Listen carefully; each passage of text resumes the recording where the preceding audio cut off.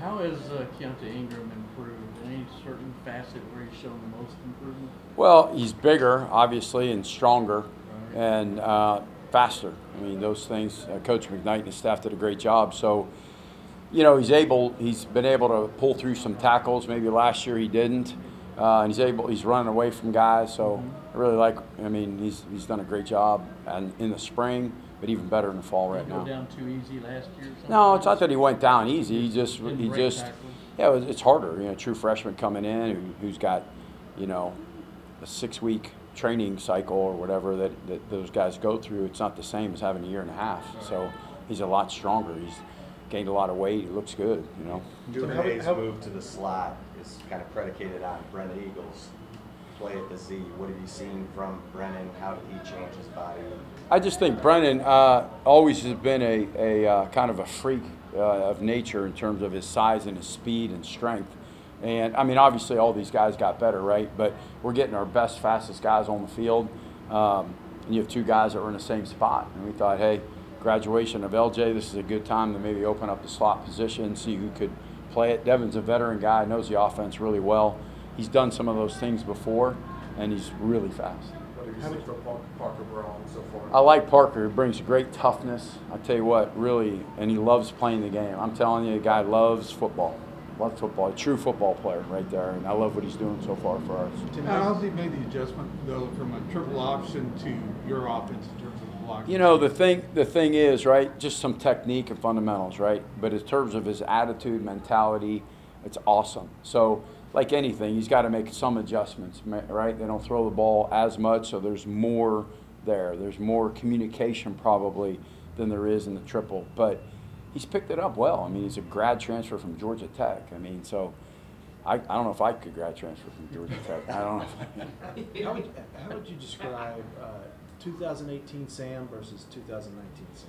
I think he's leaner, faster, and second level thinking, right? Maybe third level now. He's getting to a point where our conversations are, we could still do this and this. The biggest challenge I have for him, A, keep him motivated, and B, don't let him get outside his realm, right? He sees things beyond what we really need him to do. And not that they're bad things, but just you don't need to do those just yet. And maybe there's a place for him down the road. But he's played well. He's been a great leader for us right now, too. So I've been pleased at his fall camp. Real quick, the quick follow-up. The big offseason topic was, could his style of play keep him healthy, for 12 games? And yeah. Have you had any talks with him about don't take this hits, run out of bounds, but that'd be getting away from being him. Right. The biggest thing with him, it's so funny because I remember we talked after the Maryland loss the first year, and I remember thinking we didn't run him enough, to be honest, and the reason why he likes that. He gets hit, he starts talking smack, that gets him in the game, right? I don't know why that is for him, but it is. That's part of who he is, his nature and his makeup. He likes that. Have I talked to him about being smart? Yeah, be smarter, but don't lose that passion and toughness and energy that you bring to our offense, but just be smarter at some of the running decisions in terms of running guys over or run out of bounds or whatever. Yeah. Casey, what are you seeing from Casey? Casey? Really impressed with Casey, boy. He's a talented young guy. He's picking up the offense. Obviously, when you go against a defensive TO, they're blitzing everybody from everywhere. Parking lot, we got guys coming from, right? So it's like he's got to know all the different nuances and protections, and he's done a good job. He needs to continue to grow in those areas, but I think as you get into a season when you could focus on one team and you just sit there for 1 week and do nothing but dissect the team and give them all their tips, he'll be good. But I really love it. I think he's going to be a great one. Coach, can you talk to us about the tight ends a little bit, how they look to you, and the young guys coming in as well? Yeah, I think I love Cade. Steady guy. He had a great spring. He's having a really good fall camp for us right now. Veteran player, understands the game. He's got a great feel of being a tight end. Reese has gotten better, stronger, bigger, tougher guy that could go in there. Heavier bodied guy, but he still runs and catches the ball really well. Our young guys are all good players. Their head spins a little bit from the whole offense, defense, adjust to this route turns to that. But in terms of their athleticism, their toughness, and their ability, they're all going to be great players for us. And probably need them at some point during the course of the season because there's not a lot of depth in that room. What do you see from Jake Smith, and where does he need to grow? Jake's been another pleasant surprise. You know, there's some guys in that class that have done some really good things. I like what he's doing right now. And again, this is that time where freshmen, it's like brain turns to oatmeal, right? It just does. With all the offense you start putting in and then multiply it by the defensive looks they get. So he makes some mistakes out there that you hope, again, when you play one team and say, here's our game plan, we're doing just this, and here's the few things they do, not a bunch of things they do. He'll be a contributor for us as well. Do you view Kerstetter as kind of your Elijah guy that can do Basically, he could swing. He can do it. He can do it all. And you know, I love those guys. Their mentality is great. They're a very cohesive unit, tough and work really hard, really athletic. Again, Coach McKnight and his staff, man. I mean, just the athleticism of those guys from 2 years ago, the change in their bodies and how fast. Like even Sam. I mean, I look at a picture of him when he first got here, and you look at him now. It's like, I mean, it's like a little kid to a grown man. You know, I mean, it's so different. And you see that in all those guys. Do you have guys emerging on the right side of that line? I mean, Okafor obviously redshirted, Kerstetter. What's that picture look like? Yeah, I mean, it's still, you know, progress right now. It's still, we're still working things out. We've used different guys over there. Denzel's been over there, Kerstetter's been over there, Junior's been over there, Parker's been over there, Christian Jones has been over there. I mean, we just keep repping. We're going to need them all. It's a long season, and so we're giving everybody reps right now, and in the end, the best 5 guys will end up being on the field. How the offense look different this year?